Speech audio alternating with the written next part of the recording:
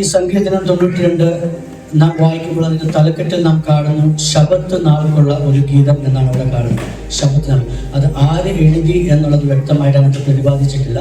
എന്നാൽ ചരിത്രകാരന്മാർ പറയുന്നത് അതിൻ്റെ വാക്യങ്ങൾ, അതിൻ്റെ വാക്കുകളൊക്കെ കോർഡിനേറ്റ് ചെയ്ത് നോക്കിയാൽ, കോർത്തിണക്കി നോക്കിയാൽ അത് ദാവീദ് രചിച്ചതാണ് എന്നുള്ളൊരു അഭിപ്രായമുണ്ട്. അതിൻ്റെ 1-ാം വാക്യത്തിൽ പറയുന്നു, യഹോവയ്ക്ക് സ്തോത്രം ചെയ്യുന്നതും അത്യുന്നതനുള്ളവയും നിന്റെ നാമത്തെ കീർത്തിക്കുന്നതും.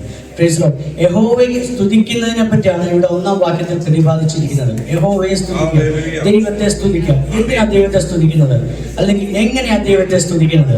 യഹോവയ്ക്ക് സ്തോത്രം ചെയ്യുന്നതും അത്യുന്നതനുള്ളവയുടെ നാമത്തെ കീർത്തിക്കുന്നതും. എങ്ങനെ ദൈവത്തെ നാം സ്തുതിക്കണം? 2-ാം വാക്യം, 10 കമ്പിയുള്ള വാദിത്രം കൊണ്ടും വീണ കൊണ്ടും ഗംഭീര സ്വരമുള്ള കിന്നരം കൊണ്ടും. 10 കമ്പിയുള്ള വാദ്യം, അതായത് വാദ്യോപകരണങ്ങളോടുകൂടെ നാം ദൈവത്തെ സ്തുതിക്കണം.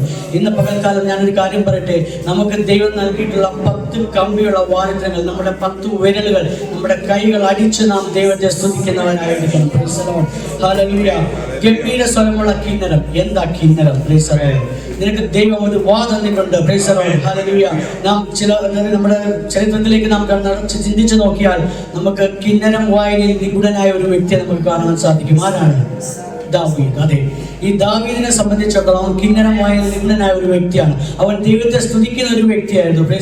ഇവിടെ സംഗീതക്കാരൻ പറയുന്നു, 10 കമ്പിയുള്ള വാദിത്രം കൊണ്ടും വീണ കൊണ്ടും ഗംഭീര സ്വരമുള്ള കിന്നര് കൊണ്ടും. ഇന്ന് പകൽക്കാലം ദൈവം നിനക്ക് കൈകൾ തന്നിട്ടുണ്ടെങ്കിൽ അത് നാം കൈകൾ അടിച്ച് ദൈവത്തെ ആരാധിക്കുന്നവരായിരിക്കണം. ദൈവം നിനക്ക് നാവ് തന്നിട്ടുണ്ടെങ്കിൽ, നിനക്ക് വാ തന്നിട്ടുണ്ടെങ്കിൽ വാ തുറന്ന് ദൈവത്തെ സ്തുതിക്കുന്നവരായിരിക്കണം. എത്രയോ പേർ നാവ് എടുത്ത് സംസാരിക്കുവാൻ കഴിയാതെ, എത്രയോ പേർക്ക് നാവുകൾ ചലിപ്പിക്കുവാൻ കഴിയാതെ, എത്രയോ പേർക്ക് കൈകൾ തളർന്നു പോയി കൈകൾ അടിക്കുവാൻ സാധിക്കാതെ ഇരിക്കുമ്പോൾ നാം ഓരോരുത്തരും ആരാധിക്കുവാൻ, ദൈവത്തെ സ്തുതിക്കുവാൻ ആരോഗ്യത്തോടെ കടന്നു വന്നിട്ടുണ്ടെങ്കിൽ നാം അത് തീർച്ചയായും ഉപയോഗപ്പെടുത്തുക തന്നെ വേണം. 10 കമ്പിയുള്ള വാദ്യം കൊണ്ടും വീണ കൊണ്ടും ഗംഭീര സ്വരമുള്ള കിന്നരം കൊണ്ടും നാം ദൈവത്തെ സ്തുതിക്കണം. എന്തിനാണ് നാം ദൈവത്തെ സ്തുതിക്കേണ്ടത്? 3-ാം വാക്യം, രാവിലെ നിന്റെ ദയയും രാത്രി തോറും നിന്റെ വിശ്വസ്തതയും വർണ്ണിക്കണം. എന്തിന്? രാവിലെ തോറും നിന്റെ ദയ. എന്തുകൊണ്ടാണെന്ന് അറിയാമോ? രാത്രിയിൽ ഞാൻ കിടന്നുറങ്ങി, എന്നാൽ എനിക്കൊരു സൈലന്റ് അറ്റാക്ക് വരാമായിരുന്നു, എന്റെ ജീവൻ അപകടപ്പെടാമായിരുന്നു, ഞാൻ മരണപ്പെടാമായിരുന്നു. എന്നാൽ ഹല്ലേലൂയ, ആ മരണത്തിൽ നിന്ന് വീണ്ടെടുത്ത് പിറ്റേ ദിവസം രാവിലെ എഴുന്നേൽക്കുവാൻ ദൈവം കൃപ തന്നു എങ്കിൽ അതിന് നാം ദൈവത്തെ സ്തുതിക്കണം. രാത്രി തോറും നിന്റെ വിശ്വസ്തതയെ വർദ്ധിക്കണം. എന്തിന്? ഞാൻ കടന്നുപോയ റോഡുകളിൽ, ഞാൻ കടന്നുപോയ വഴികളിൽ, ഞാൻ കടന്നുപോയ പാതകളിൽ എനിക്ക് അപകടങ്ങൾ നേരിടാമായിരുന്നു, എനിക്ക് അനർത്ഥങ്ങൾ നേരിടാമായിരുന്നു. ഞാനായിട്ട് അങ്ങോട്ട് കയറി ചെല്ലണ്ട, പിന്നെ എന്നിലേക്ക് അപകടങ്ങൾ പതിയെന്ന് എന്നെ ആക്രമിക്കാമായിരുന്നു. എന്നാൽ എന്റെ ജീവനെ അപഹരിക്കാതെ വേണം എന്റെ ദൈവം എന്നെ പരിപാലിച്ച് എന്റെ ഭവനത്തിനകത്ത് ഞാൻ എന്നെ കൊണ്ടുവന്നെങ്കിൽ രാത്രികാലം ദൈവത്തിന് നാം നന്ദി അർപ്പിക്കുന്നവരായിരിക്കും. രാവിലെ നിന്റെ ദയയും രാത്രി തോറും നിന്റെ വിശ്വസ്തയും വർണ്ണിക്കുന്നത് നല്ലത്. ഇന്ന് പകൽക്കാലം ഒരു ദൈവവൈദ്യനെ സംബന്ധിച്ചിടത്തോളം അവൻ സഞ്ചരിക്കുന്ന പാതകളിൽ, അവന്റെ ഏത് മേഖലകളിലായിരുന്നാലും അവനെ പരിപാലിക്കുന്നത് ദൈവമാണ്. ഹല്ലേലൂയ, സ്തോത്രം. രാവിലെ തോറും നിന്റെ ദയ, രാത്രി തോറും നിന്റെ വിശ്വസ്തത വർണ്ണിക്കുന്നത്. ഇന്ന് പകൽക്കാലം ദൈവത്തിന്റെ ജനമേ, ശാന്തമായി നാം ഒന്ന് ചിന്തിക്കണം. ഹല്ലേലൂയ. ഞാൻ സഞ്ചരിച്ച പാതകളിലൊക്കെ എത്രയോ അപകടങ്ങൾ നമ്മെ നേരിടാമായിരുന്നു, എത്രയോ അനർത്ഥങ്ങൾ നമ്മെ നേരിടാമായിരുന്നു. വാഹനം ഓടിക്കുന്ന സമയത്ത് നാം ഉറങ്ങിപ്പോകാമായിരുന്നു, അല്ലെങ്കിൽ മറ്റൊരു വാഹനം നമ്മളെ ഇടിക്കാമായിരുന്നു. നാം റോഡിലേക്ക് ഇറങ്ങിയപ്പോൾ മറ്റൊരു വാഹനങ്ങൾ ഇടിക്കാമായിരുന്നു. നാം നോക്കുകയാണെങ്കിൽ ഓരോ ദിവസവും വാർത്താ മാധ്യമങ്ങൾ നോക്കുകയാണെങ്കിൽ നമ്മളായിട്ട് റോഡിലേക്ക് ചെല്ലണ്ട, ബസ് കാത്തു നിന്നവരുടെ ഇടയിലേക്ക് മറ്റു വാഹനങ്ങൾ കടന്നു ഇടിച്ച് അവർക്ക് അപകടം വരുന്ന സാഹചര്യങ്ങൾ, സന്ദർഭങ്ങൾ കഴിഞ്ഞ ദിവസങ്ങളൊക്കെ ഈ വാർത്താ മാധ്യമങ്ങളിൽ വായിച്ചതാണ്. എന്നാൽ അവിടെ നിന്നൊക്കെ ദൈവം നമ്മെ പരിപാലിച്ചില്ലേ, ദൈവം നമ്മെ വിടുവിച്ചില്ലേ? നമുക്ക് ദൈവത്തെ സ്തുതിക്കാതിരിക്കാൻ സാധിക്കും. രാവിലെ തോറും നിന്റെ ദൈവം, രാത്രി തോറും നിന്റെ വിശ്വസ്തയും വർണ്ണിക്കുന്നത് നല്ലത്. അതിന് 5-ാം വാക്യത്തിൽ പറയുന്നു, യഹോവേ നിന്റെ പ്രവൃത്തികൾ എത്ര വലിയവയാകുന്നു, നിന്റെ വിചാരങ്ങൾ അത്യന്തം അഗാധമായവയാണ്. ദൈവത്തിന്റെ പ്രവൃത്തികൾ എത്ര വലിയവയാണ്. ദാവീദ് പറയുകയാണ്, എന്റെ ദൈവമായ യഹോവേ, നീ ചെയ്ത അത്ഭുത പ്രവൃത്തികളും ഞങ്ങൾക്ക് വേണ്ടിയുള്ള നിന്റെ വിചാരങ്ങളും വളരെയാകുന്നു. ഹല്ലേലൂയ. ഞാൻ അവയെ വിവരിച്ച് പ്രസ്താവിക്കാമായിരുന്നു, എന്നാൽ എനിക്കതിന് സാധിക്കുന്നില്ല. എന്താ കാരണം?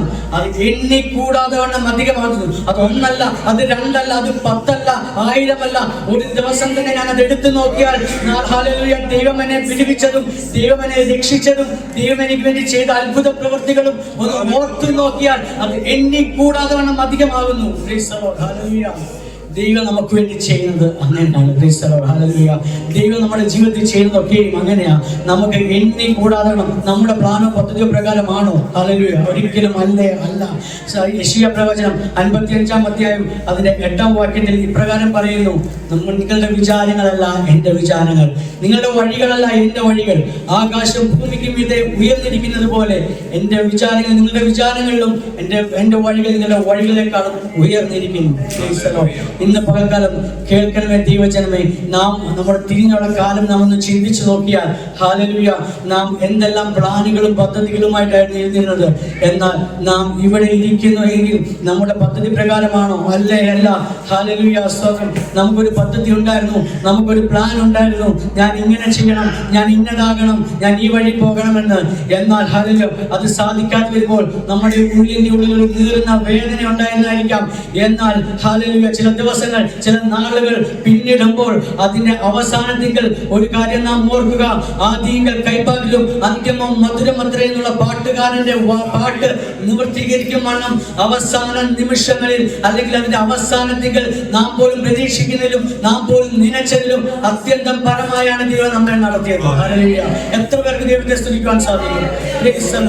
കഴിഞ്ഞ നാളുകളിൽ നാം ചിന്തിച്ചു നോക്കിയാൽ നാം പ്രതീക്ഷിച്ചതുപോലെ, നാം ചിന്തിച്ചതുപോലെ അല്ല നമ്മുടെ ജീവിതത്തിൽ നടന്നത്.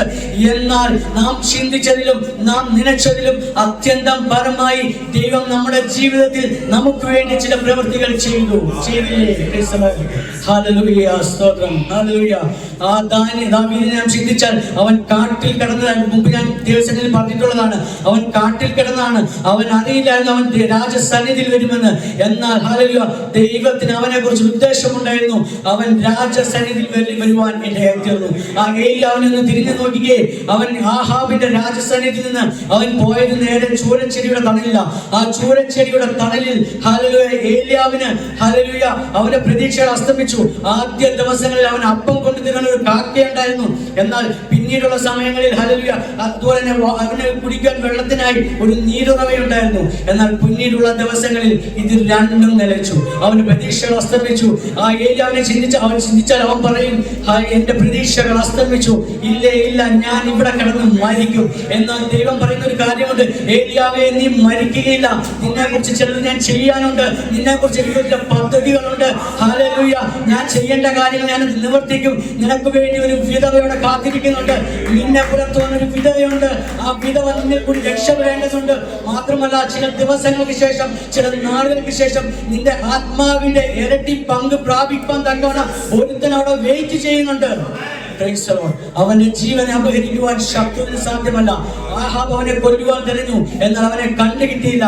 അവൻ ചൂരച്ചെടിയുടെ തണലിൽ നിന്നപ്പോഴും അവന്റെ പ്രതീക്ഷകൾ അസ്തമിച്ചാലും ഇല്ല, ദൈവം നിനക്ക് വേണ്ടി ചെയ്യുന്നത് വളരെ അത്യത്ഭുതമായുള്ള ഒരു കാര്യമാണ്. നിന്റെ വിചാരങ്ങളല്ല എന്റെ വിചാരങ്ങൾ, നിന്റെ വഴികളല്ല എന്റെ വഴികൾ.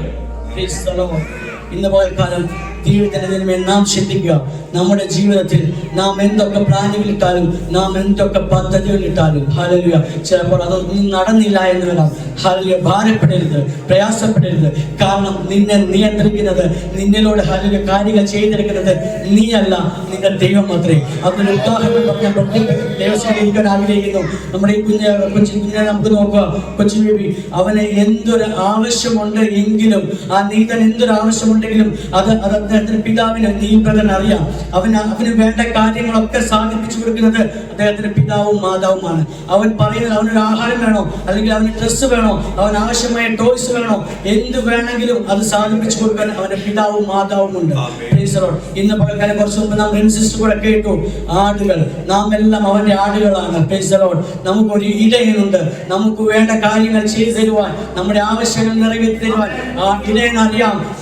നിന്റെ ആവശ്യങ്ങൾ സ്തോത്രത്തോടെ ദൈവസന്നിധിയിൽ അറിയിച്ചാൽ ഹല്ലേലൂയ, ദൈവം നീ ചിന്തിക്കുന്നതിലും നീ നനയ്ക്കുന്നതിലും അത്യന്തം പരമായി ദൈവം നമ്മെ നടത്തും. Praise the Lord. നാം പാട്ട് പാടി ഹല്ലേലൂയ, എന്റെ കാലുകളേറെ കുറെ വഴുതി, എന്നാൽ ഹല്ലേലൂയ നീ ഒരിക്കലും ഉയരില്ല എന്ന് ഞാൻ നനച്ചു. എന്നാൽ എന്റെ നിലവുകളെ ദൈവം മാറ്റി എഴുതി. ഞാൻ നനച്ചതോ ഞാൻ ചിന്തിച്ചതോ അല്ല, എന്റെ നിലവുകളെ മാറ്റി എഴുതിക്കൊണ്ട് എന്നെ അവിടെ നിന്ന് ഉയർത്തിക്കൊണ്ടുവരുവാൻ, ഞാൻ നനച്ചതിലും ചിന്തിച്ചതിലും അത്യന്തം പരമായി എന്നെ മാനിക്കുവാൻ എന്റെ സർവശക്തനായ ദൈവം എന്റെ കൂടെയുണ്ട്. ആ പാട്ടുകാരോട് ചേർന്ന് ഹല്ലേലൂയ നമുക്കും ഹല്ലേലൂയ ഈ നാളുകളിൽ പാടാം. എന്റെ കാലുകൾക്ക് വേറെ വഴുതിയാലും ഹല്ലേലൂയ എന്റെ പദ്ധതികളും പ്ലാനുകളൊന്നും നടന്നില്ല എങ്കിലും ഹല്ലേലൂയ എനിക്ക് വേണ്ടി പ്രവർത്തിക്കുന്ന ഒരു ദൈവം, എന്നെ വഴി നടത്തുന്ന ഒരു ദൈവം, എന്റെ കാര്യങ്ങൾ ഞാൻ ചെയ്യുന്നതിലുപരി എന്റെ ഭാര്യ ഭർത്താവ് എന്റെ മാതാപിതാക്കൾ ചെയ്യുന്നതിലുപരി എനിക്ക് വേണ്ടി ഓരോ ചെറിയ കാര്യങ്ങൾ നിർവഹിക്കുന്ന എന്റെ ദൈവമുണ്ട് എന്നുള്ള ഒരു വിശ്വാസത്തോടും പ്രാർത്ഥനയോടും കൂടെ നമ്മുടെ ജീവൻ നമ്മുടെ മുമ്പോട്ട് നയിക്കാം. കർത്താവായ ദൈവം നമ്മെ അനുഗ്രഹിക്കുമാറാകട്ടെ.